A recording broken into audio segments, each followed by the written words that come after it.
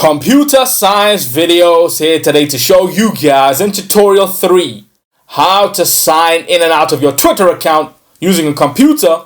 Without further ado, let us start the video. So in this tutorial, you need to have access to a Mac. We can now go all the way down to the dock, go to Safari, go to Twitter, make sure you sign into the account. To now sign out of your account, if we are already signed in, go to More and then go to Log Out. You can always log back in at any time. If you want to switch accounts, you can do that from Account Information section. Okay, log out. We have now logged out of the account. To log back in, go to the top, insert your phone number or email or account name.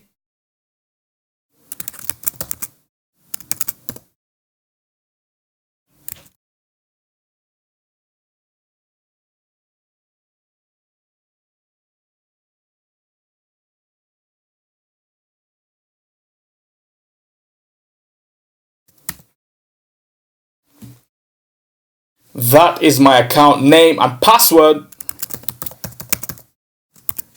Now we are ready to log in. Save password for the site, not now. And now we have signed back into the Twitter account. Quit Safari. That's it for this video. I'll see you guys in my next tutorial. Thanks for now.